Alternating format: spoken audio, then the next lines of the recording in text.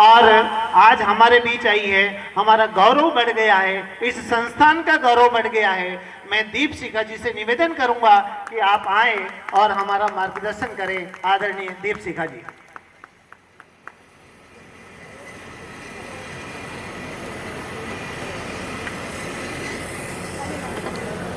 नमस्कार, thank you. क्योंकि English medium school है, थोड़ा सा इंट्रोडक्शन इंग्लिश मीडियम उसमें ही करेंगे, इंग्लिश लैंग्वेज में।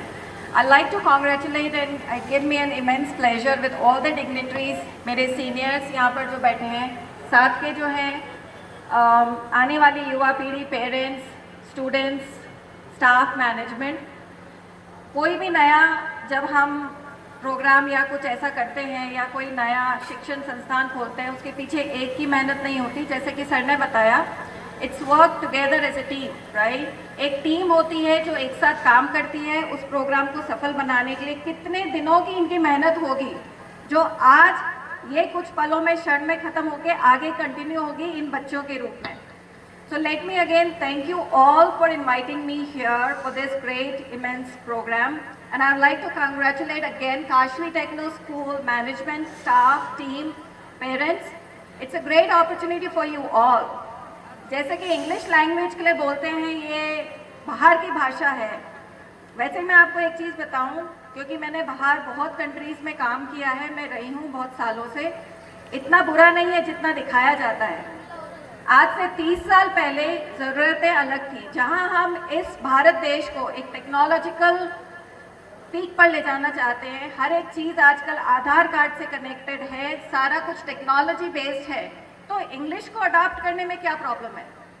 कोई भी लैंग्वेज या भाषा, ये बच्चों को समझना ज़रूरी है। ये स्टाफ भी मुझे ऐसे लग रहे छोटे छोटे बच्चे हैं, बच्चों को समझना ज़रूरी है। भाषा कोई भी हो, चाहे हिंदी है, संस्कृत है, इंग्लिश है, फ्रेंच है, जापानीज़ है, उसका उद्देश्य आपका कम्युनिकेशन बढ़ाना है, आपकी मानसिकता को गुलाम करना नहीं है। अगर आप फ्रेंच सीखते हैं तो आप फ्रांस के गुलाम नहीं हो रहे हैं। आप हिंदी सीख रहे हैं तो आप किसी एक पर्टिकुलर उसके गुलाम नहीं हो रहे।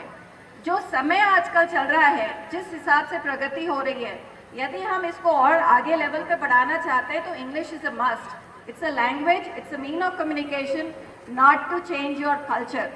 We associate everything with culture, we associate everything with religion। हर चीज़ को हम धर्म और कल्चर पर जोड़ करके उसको एक बुरा नाम दे देते हैं।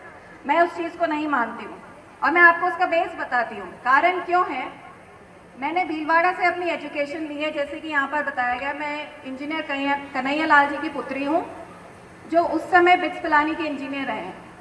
थोड़ा सा बैकग्राउंड इसलिए दे रही हूँ कि ताकि आपको भी पता चले मैं कौन हूँ और मैं यहाँ स्टेज पे खड़े होकर चीफ गेस्ट क्यों बन के यहाँ बैठी हूँ। मेरी माता जी जो है, उन्होंने उस ज़माने में मास्टर्स किया था, एमए थी वो, लिटरेचर में, हिंदी में और साइकोलॉजी में। मेरी जो सिस्टर हैं, आज सबसे बड़ी हैं, वो होम्योपैथी की डॉक्टर हैं। मेरे भाई जिनका भी देहांत हो गया है, विवेक जी, वो लॉ के गोल्ड मेडलिस्ट रह चुके हैं, बीए करा। और मैं स्वयं जो हूँ, मैं एमबीए करी हूँ।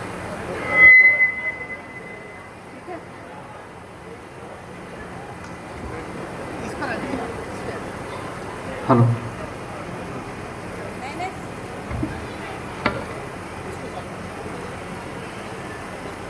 मैंने स्वयं ने एमबीए करा है, मास्टर्स इन बिजनेस एडमिनिस्ट्रेशन। तो एजुकेशन या शिक्षा मेरे लिए कोई नई चीज़ नहीं है। It's not an different issue, it is not something that confine me to a particular place और एरिया और फील्ड। मैं कहीं भी किसी जगह किसी कोई बात को बोलने के लिए बहुत कॉन्फिडेंट महसूस इसलिए करती हूँ क्योंकि वो बैकग्राउंड रहा है मेरी फैमिली का। मैंने अपना स्कूलिंग स्टार्ट किया भीलवाड़ा में सोफिया स्कूल से, जो इंग्लिश मीडियम था। 10th तक मैंने इंग्लिश मीडियम स्कूल में शिक्षा ली है। हमारे पास वही ऑप्शन था। 11th से मेरे पिताजी ने बाहर भेजने के लिए मना कर दिया कि आप बाहर पढ़ने नहीं जाओगे, क्योंकि उस टाइम पे मेरे भैया और दीदी दोनों बाहर जयपुर में पढ़ रहे थे। तो मैंने हिंदी मीडियम स्कूल में एडमिशन लिया, यानी जो हमारा सेठ मुरलीधर मानसिंगा गर्ल्स स्कूल है भीलवाड़ा में, मैंने वहाँ से 11th 12th करी।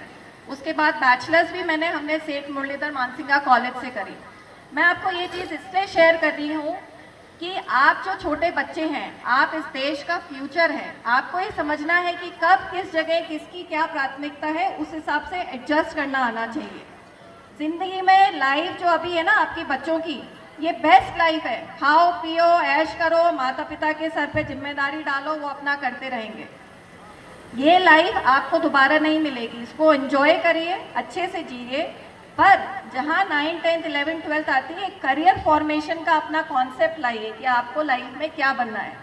बहुत सारे लोगों ने यहाँ जो स्पीच दी यार, उसमें उन्होंने क्लियर बोला, जो सर भी बोल रहे थे, पैसा is not everything, money doesn't define you. आपने क्या सामाजिक क्षेत्र में काम करा है, किस प्रकार की आपकी शिक्षा रही, उसके बावजूद आप समाज से जुड़े रहे हैं। जहाँ तक मेरे पिताजी और भाई साहब का सवाल है, उन्होंने इस क्षेत्र में वो सब काम करे हैं जो कि पद पे रह कर के लोग नहीं करते। उन सब चीज़ों को कार्यान्वित करा है, इसलिए आज उनका नाम है और उन्हीं को नाम को लेकर के मैं आगे बढ़ रही हूँ। बच्चों की जहाँ तक बात आती है, एजुकेशन से रिलेटेड होता है, आजकल हर एक चीज़ मोबाइल से डिफाइंड हो गई है। हम कहते हैं इंग्लिश है, ये है, इससे ये प्रॉब्लम होती है, संस्कृति बिगड़ती है, समाज बिगड़ता है। नहीं, इंग्लिश से संस्कृति और समाज नहीं बिगड़ रहा है, ये मोबाइल और टेक्नोलॉजी से समाज और संस्कृति बिगड़ रही है। जो बच्चे आज तक एक्सपोज नहीं थे इस चीज़ के लिए, वो ऐसी चीज़ों के लिए एक्सपोज हो रहे हैं जो कि कम उम्र में उनके मानसिक स्तर को अफेक्ट कर रहा है। जो चीज़ें हम शायद 12-15 ईयर्स के बाद में देखते थे या समझते थे, वो आजकल के 3-4 साल के बच्चे समझ लेते हैं। क्यों? क्योंकि वो मोबाइल देखते हैं। पेरेंट्स कई खुश होते हैं, अरे मेरा बच्चा तो मोबाइल चला लेता है, देखो कहीं बटन दबाता है, फ़ोन लगा देता है, कहीं बटन दबाते हैं, मेरे को तो अमन है तो आवे ही खुद है। ये प्राउड फील करने की बात नहीं है, ये आप लोगों को एज अ पेरेंट समझना है और इन बच्चों को रिस्ट्रिक्ट करना है। जहाँ संस्कृति और धर्म की बात आती है, मेरे हिसाब से सबका सबसे बच्चे, ये जो भी बच्चे हैं, इनका सबसे बड़ा धर्म है माता पिता की सेवा। आप में से कुछ लोगों ने पहले भी बोला, आजकल जो ज़माना चल रहा है या जो जेन ज़ी सो कॉल्ड युग जो बोलते हैं, आप उसके बहुत सारे मीम्स भी देखना, मजाक भी बनते हैं उनके।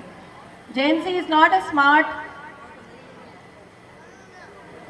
जनरेशन, बेसिकली जनरेशन डिफाइंड होती है ना, it's not a smart generation, it's a Google techno generation. Technology wise smart है, बाकी चीज़ों में नहीं है। तो माता पिता का सबसे पहले फ़र्ज़ ये है कि घर में जो वो ज्ञान दे रहे हैं, जो संस्कार दे रहे हैं, वो आप घर के हिसाब से दीजिए। मैं चाहे यूएस में रह रही हूँ, चाहे इंग्लैंड में रह रही हूँ, चाहे जापान में रही, मेरे संस्कार वही हैं जो मेरे परिवार ने मुझे आज से 30 साल 40 साल पहले दिए थे।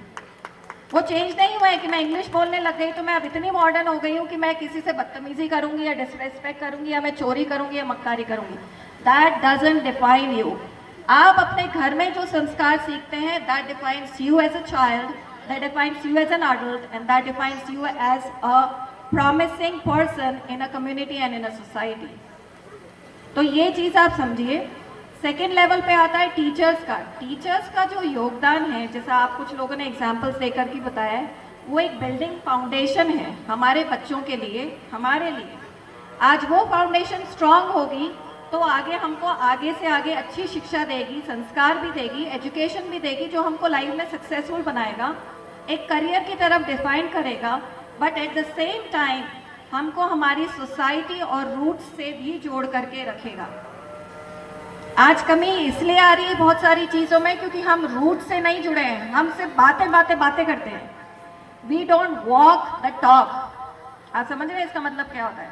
वॉक द टॉक मतलब होता है जो आप कह रहे हो वो आप कर रहे हो, वो हम अडल्ट पे लागू होता है। हम झूठ बोलते हैं और बच्चों को कहते हैं नहीं बेटा झूठ बोलना तो बहुत गंदी बात है, कहते हैं ना। हम चोरी और मक्कारी करते हैं, ईमानदारी दूर दूर तक नहीं है यहाँ देश में, और हम ज्ञान बांटते हैं ईमानदारी का अपने बच्चों को। आप कैसे उनको वैल्यू सिखाएंगे when you yourself are not walking your talk? जब आप खुद नहीं करेंगे तो आप बच्चों को क्या देंगे? तो ये जो समाज में जो चेंजेस आ रहे हैं, या समाज और धर्म की जो हम सो कॉल्ड बातें कर रहे हैं, हर एक धर्म अच्छी चीज़ सिखाता है, कोई धर्म गलत करने के लिए नहीं बोलता है। जब हम एजुकेशन लेते हैं, चाहे डॉक्टर बने, इंजीनियर बने, वो चले गए अभी अधिकारी, उनके बेटे इसरो में है। अब जो टेक्नोलॉजी या एडवांसमेंट हो जा रहा है, भले ही आप बोले न्यूक्लियर पावर हो गई कोई कंट्री, आप बोल रहे हैं टेक्नोलॉजिकली एडवांस्ड हो गई, राइट और रॉन्ग का फ़र्क आप सिखाएंगे बच्चों को। क्या इतिहास में वो सही तरफ में रहेंगे या गलत साइड में रहेंगे? यानी कि जो टेक्नोलॉजिकल एडवांसमेंट हो रहा है उसका यूज़ पॉजिटिव हो रहा है या डिस्ट्रक्टिव हो रहा है। यूज़ हो रहा है बहुत सारी चीज़ों का, न्यूक्लियर वेपन्स बन रहे हैं, स्मार्टफोन्स बन गए हैं, टेक्नोलॉजी कहाँ से कहाँ जा रही है, पर उसको हम अच्छे के लिए यूज़ कर रहे हैं या बुरे के लिए यूज़ कर रहे हैं। तो ये डिफरेंस हमको सोसाइटी समझाती है, हमारा परिवार दिखाता है, और स्कूल के बच्चे वही सीखते हैं जो हम एज अ पेरेंट, हम एज अ टीचर और हम एज अ सोसाइटी उनको दिखाते हैं। If we put a wrong picture they will take it as a wrong thing. Religion, धर्म, जाति, समाज, नथिंग इज रॉन्ग, कुछ भी गलत नहीं है अगर हम अच्छे इंसान हैं, सच्चे इंसान हैं और ईमानदार हैं। अगर हम झूठ हैं, मक्कार हैं और अहमियत सिर्फ इस चीज़ को दे रहे हैं कि पैसा कमाओ और नाम कमाओ, that is wrong, absolutely wrong in every sense. वो आज भी गलत है, वो आज से हजारों करोड़ों साल पहले भी गलत था। गलत आज के परिप्रेक्ष्य में कभी सही नहीं हो सकता। ईमानदारी पहले भी पूजी जाती थी, ईमानदारी आज भी पूजी जाती है और आगे आने वाले समय में भी पूजी जाएगी। झूठ बोलना पहले भी गलत था, आज भी गलत है और आगे भी गलत रहेगा। तो मेरा आप सबसे यही अनुरोध है कि as a society, as a parent, as a community, आप प्लीज़ इन बच्चों को एक सही डायरेक्शन लेके जाएं, इनको वो चीज़ें सिखाएं जो वैल्यूज़ हमने अपने पेरेंट्स से सीखी है, जिनका महत्व है, क्योंकि ये फ्यूचर है। अगर हम आज इनको बैठ कर के गलत दिशा दिखा देंगे तो ये फ्यूचर हमारा ख़राब होगा, इस देश का ख़राब होगा, किसी देश को कोई फ़र्क नहीं पड़ता। इसी के साथ I would like to say thank you again to everyone, would like to congratulate you all and I give all my best wishes to all this future generation. May you excel, do all your best, आप world में कहीं भी जाएं, successful हो, अपने देश को, अपने समाज को और अपने माता पिता को बिल्कुल ना भूलें। Thank you. बहुत बहुत आभार आदरणीय दीप शिखा जी का।